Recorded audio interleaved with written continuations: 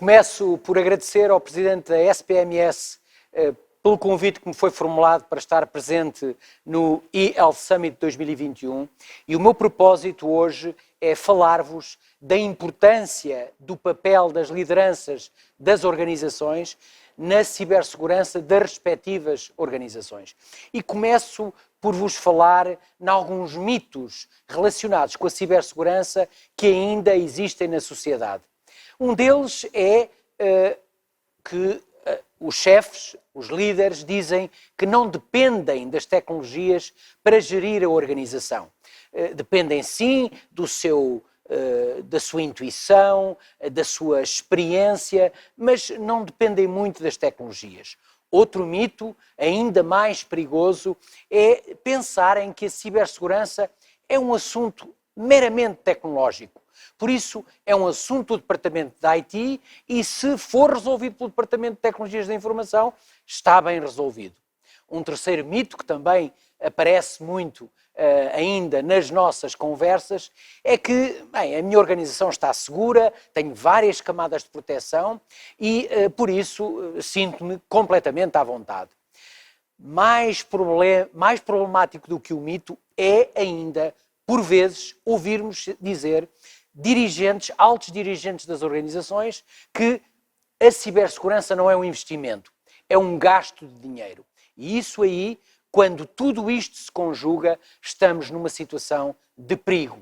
E é uma situação de perigo que, com esta minha intervenção hoje aqui no eHealth Summit 2021, tento, de alguma forma, desmontar, mas, sobretudo, dar-vos algumas recomendações, algumas orientações para trazerem efetivamente a cibersegurança para a agenda do board, para a agenda do Conselho de Administração. E porquê é que isto é importante no século XXI? É importante no século XXI porque todos nós sabemos, quanto mais não seja pela história, que não há desenvolvimento sustentado sem segurança. Nenhuma sociedade se desenvolve sem segurança. E muitos de nós que nos estamos a ouvir, que nos estão a ouvir, nunca viveram numa Europa com guerra, nunca viveram numa Europa sem segurança. E por isso ela se desenvolveu como se tem desenvolvido. E vejam o facto de, há um ano e há alguns meses, estarmos na situação de pandemia em que estamos, que introduziu um fator de insegurança, como as economias regrediram, como não houve desenvolvimento. E vejam isto, que é uma relação de causa e efeito que a história nos mostra reiteradamente. Ora, se nós nos queremos desenvolver num mundo que está fisicamente ligado, num mundo que está virtualmente ligado, em que a matéria-prima são os dados, é a informação que não passa de dados enquadrados em contexto, que depois de interiorizado na nossa mente, na nossa matriz de valores, naquilo que nós já conhecemos, se transforma em conhecimento e sabedoria, numa lógica que foi teorizada na pirâmide da IKW, em que quando subimos na pirâmide, acrescentamos valor. Quando descemos na pirâmide, diminuímos o conhecimento. E é este ecossistema que, através do mundo digital, cria valor para as sociedades, cria valor para cada um dos nossos cidadãos. Ora, como em tudo, há também pessoas que usam este ecossistema para roubar informação, para deturpar informação, para a tornar indisponível e, por isso, impacta brutalmente, quando acontece, na forma como vivemos, na forma como as organizações se desenvolvem. E há vários casos disso.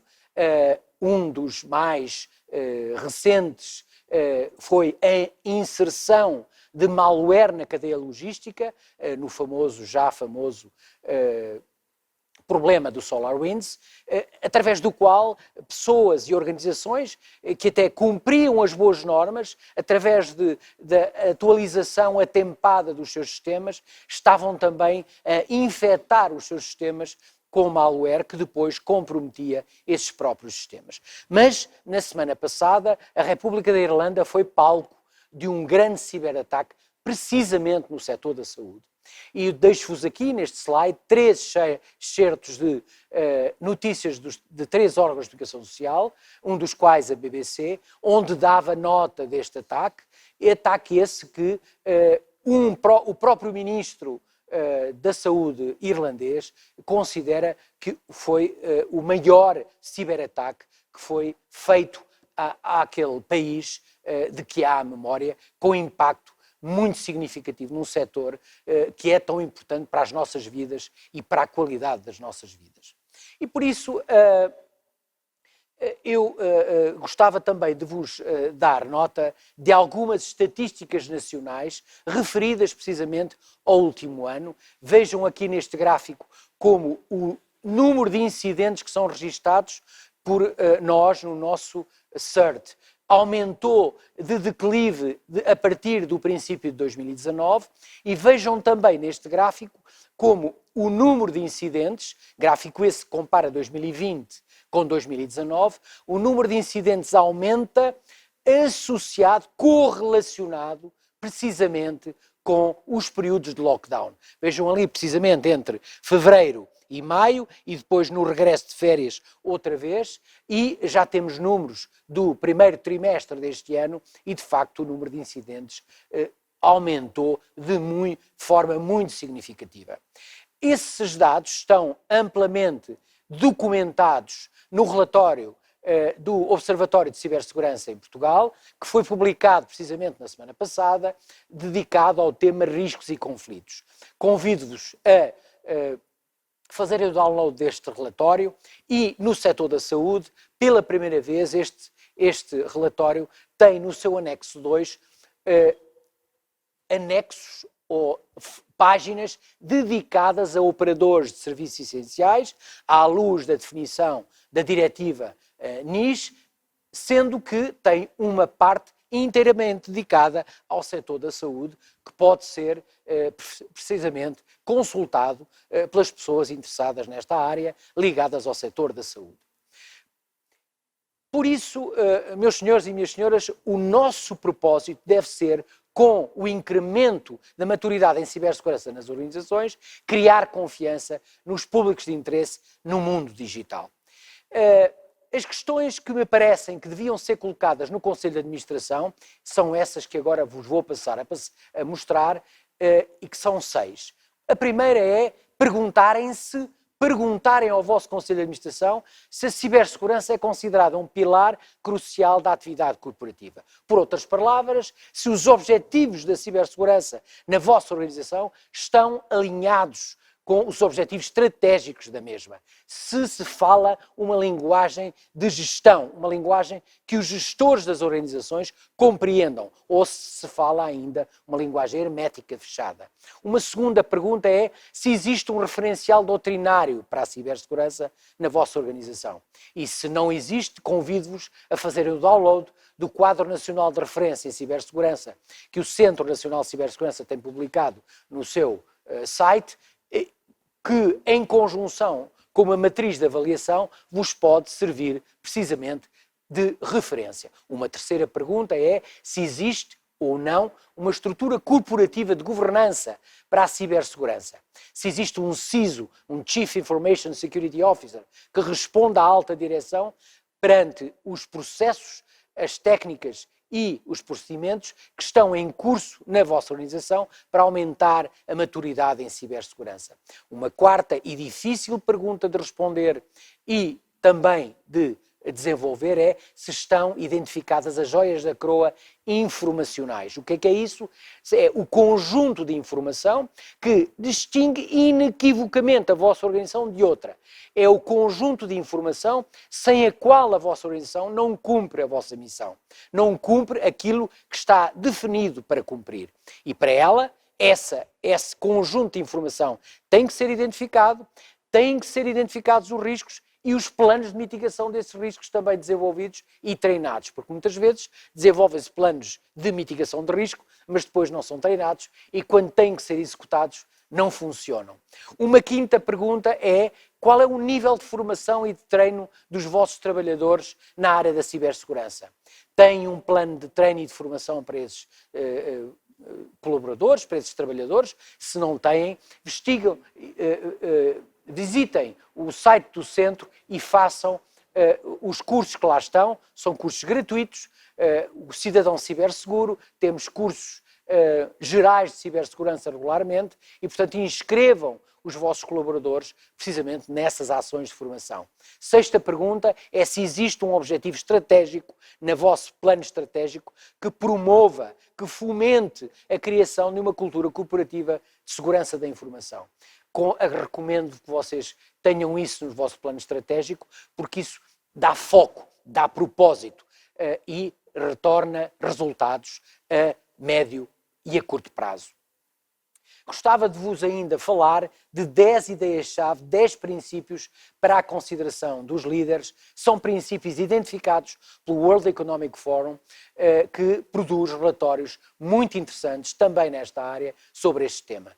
Eles estão em inglês, porque tirei-os diretamente desta referência. O primeiro princípio é, na área da cibersegurança, pense como um líder de negócio. Alinhe os objetivos da cibersegurança com os objetivos de negócio. Identifique o que é que são as coisas fundamentais que têm que ser protegidas pela vossa organização na área da cibersegurança. E monitorize-as com indicadores como se de um negócio se tratasse. O princípio número 2 é crie partenariado, quer interno, quer externo. Identifique outras áreas, outras organizações na mesma área de atividade e colabore com eles. Procurem partilhar experiências. Criem o que nós chamamos na área da cibersegurança os Information Sharing and Analysis Centers, os ISACs. E esses ISACs são espaços ótimos para se partilhar informação, para se partilhar conhecimento. E nós, Centro Nacional de Cibersegurança, podemos ajudar a criar esses ISACs. Terceiro princípio, crie uma forte cultura de ciberhigiene. E para isso tem que ter gente formada, tem que ter gente treinada para isso. Quarto princípio, proteja os seus Mission Critical Assets, ou seja, os recursos sem os quais não cumpre a sua missão. Identifique os riscos e identifique planos de mitigação desses riscos. Princípio número 5, proteja o seu e-mail para ser resiliente e resistente ao phishing com as pessoas. E porquê? Porque o phishing é o vetor de ataque mais usado para roubar credenciais e depois fazer ataques mais elaborados, mais sofisticados e, por isso, mais danosos. Princípio número 6. Aplique o princípio de confiança zero na sua cadeia logística. Valide quem lhe fornece o software, valide quem lhe fornece o hardware. Exija eventualmente, na área, por exemplo, do software, que quem o produz faz testes de penetração, faz testes de resiliência, faz testes de cibersegurança e lhe apresenta esse relatório. Se não confiar, ou mesmo confie, tenha um third party, tenha uma entidade terceira que faz depois esses testes. Porque qualquer violação, qualquer ataque a esse novo produto pode comprometer o serviço que está a prestar à comunidade e pode também comprometer a sua reputação. Princípio número 7. Preveja, monitorize e responda a ataques cibernéticos. Crie uma estrutura para isso. Pode dizer, eu sozinho não sou capaz. Associe-se, é o princípio número 2. Associe-se com outros. Associe-se e produza essa capacidade através de um Security Operations Center que pode servir várias entidades na mesma área de atividade.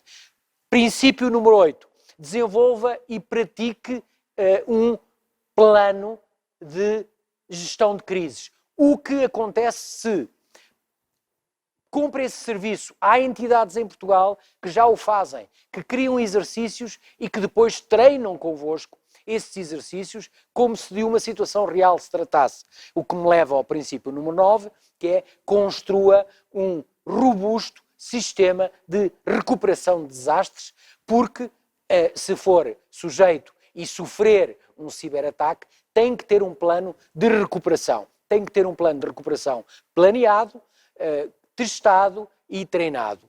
Finalmente, crie uma cultura de cibersegurança na sua organização. Inclua isso no seu plano estratégico. Estes 10 princípios estão amplamente documentados neste documento que eu recomendo a leitura para quem tem responsabilidades nesta área na sua organização. Estou quase a acabar e gostava de vos mandar e de vos deixar algumas mensagens que gostaria que retivessem, mesmo que se esqueçam de tudo o resto daquilo que vos disse hoje nesta minha intervenção. O impacto da tecnologia nas nossas vidas é grande, porque muda os nossos hábitos, muda a forma como fazemos as coisas, muda a forma como vivemos, mas também altera o panorama de risco. Sempre que introduzam uma nova tecnologia, pensem nisto e levem isto em consideração na projeção dessa tecnologia na vossa atividade. Depois, considerem sempre a dimensão humana da alteração tecnológica que uma alteração num sistema, que a introdução de uma nova tecnologia produz nas vossas organizações. E há um documento que eu gosto muito, que recomendo o download e a leitura, é da Harvard Business Review, de setembro de 2015, que diz que as organizações mais resilientes na área da cibersegurança têm características de High Reliability Organizations. E eu estou convencido que as pessoas para quem estou a falar, são as pessoas ligadas à área da saúde, compreenderão muito bem estes princípios das High Reliability Organizations. Depois, pensem que se tiverem que selecionar onde investir com mais retorno, é nas pessoas. Invistam nas vossas pessoas. Deem-lhes formação, deem-lhes conhecimento. Fomentem essa colaboração, fomentem essa partilha de conhecimento, porque lá diz o ditado que normalmente juntos vamos mais devagar, mas vamos certamente mais longe. Não diz só o ditado isto, diz também a natureza. Vejam como os animais migram, vejam como os animais mais frágeis se deslocam de um ponto A para o ponto B. Deslocam-se em cardumes, deslocam-se em rebanhos, deslocam-se em grupos. Vejam como os peregrinos gostam de fazer as caminhadas em grupo. Porquê? Porque se sentem mais protegidos, sentem-se mais unidos. Façam-no sempre com altos códigos de ética. E mais uma vez estou a falar para a área da saúde, não preciso estar a dizer isto, mas o assunto da ética é um assunto que tem que estar muito alto na agenda porque é fundamental. Um indivíduo altamente conhecedor destas técnicas e sem um código de ética sólido pode arruinar a reputação de uma organização, pode arruinar a reputação de uma pessoa. Finalmente, lembram-se de um dos mitos, era o segundo mito no slide dos mesmos. Já em 2014 se dizia que os diretores precisam de perceber e ter uma aproximação, uma abordagem à cibersegurança como se de uma coisa de alta direção se tratasse. E veem aqui neste desenho que o presidente do Board of Directors está a chamar o responsável pela cibersegurança para o Big Kids Table. Portanto, ele tem que se sentar, ele tem que ter despacho direto, ele tem que interagir com o board, sob risco de haver desastres, como já houve e como espero que no nosso país deixem de existir. Finalmente, preparem-se, porque se prepararem bem, antecipam. Diz também uma frase que eu gosto muito, que é "Good preparations precludes good performance". Se te preparares bem, desempenhas bem. Se não te preparares bem, poderás desempenhar bem, mas normalmente desempenhas mal. Este é um assunto que nunca está resolvido, minhas senhoras e meus senhores. É como andar de bicicleta. Se para, cai-se. E, portanto, é preciso paciência, é preciso perseverança, é preciso resistência emocional. Estamos sempre a trabalhar e estamos sempre, é como se estivéssemos a pedalar numa bicicleta para não perder o equilíbrio, para andar, prosseguir no caminho certo. Finalmente, gostava de vos dizer que nós precisamos da tecnologia para viver como vivemos, para trabalhar como trabalhamos. Mas não devemos deixar que seja a tecnologia a ditar como trabalhamos, a ditar como vivemos. E para isso temos que ser nós a liderar, do topo da organização até cá abaixo, e a liderança faz conhecendo, incorporando, tendo consciência do que é que a cibersegurança, bem abordada, pode fazer e pode transformar a organização. Muito obrigado pela vossa atenção.